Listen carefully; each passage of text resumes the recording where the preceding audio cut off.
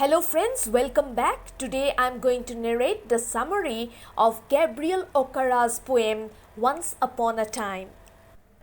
Gabriel Okara's poem Once Upon a Time begins with a father's address to his son.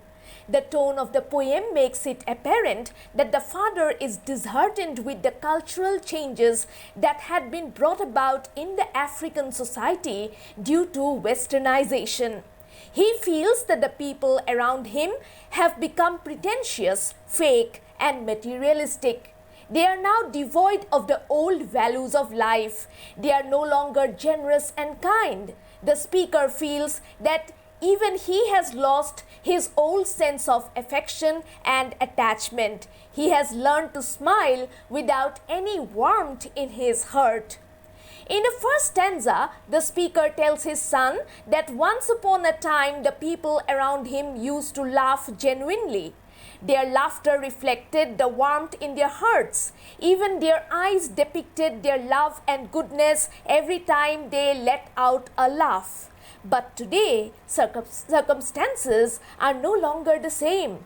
Their eyes have gone icy. Their smiles show only their teeth. Their smiles aren't real. When they see the speaker, they try to figure out his status in society by studying his backdrop as if to check out his materialistic possessions.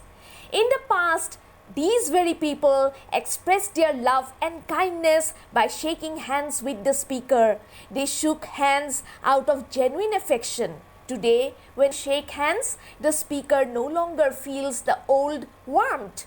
He gets the feeling that these people no longer care about him because they know that he has no money in his pocket. In the third stanza, the speaker puts forward more instances to reveal how fake the people around him have become. When he visits their homes for the first time, they ask him to feel comfortable and they even ask him to visit again. But their words are all artificial. They speak out of politeness, not out of love or generosity or any feeling of hospitality. If the speaker happens to visit them again in the future, he meets with hostility. Those doors are no longer open to him. In the fourth stanza, the speaker tells his son that the harsh realities of life have taught him many things. For instance, he has learned to put up different facial expressions for different situations in his life. Although they are all different, they still do have one similarity.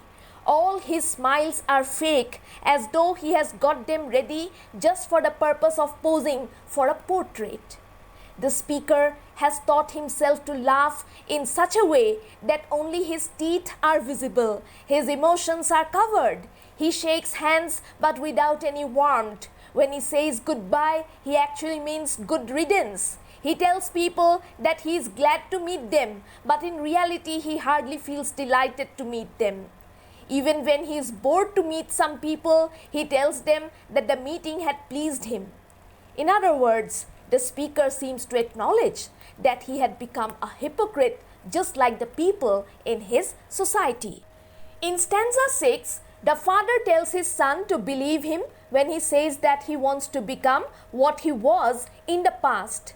He wants to embrace the personality of his bygone years, the personality that his son now has.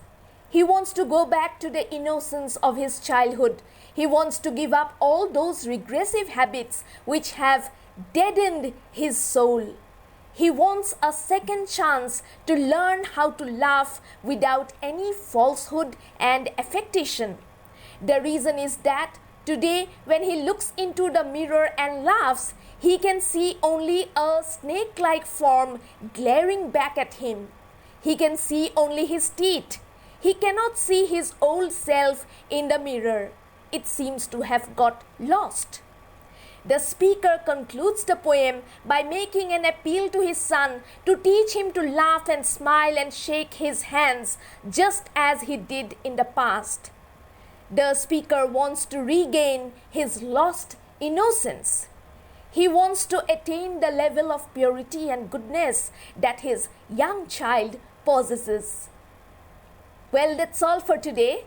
Check out my previous video featuring line-by-line explanation of this poem. I will be back soon with another tutorial. Bye.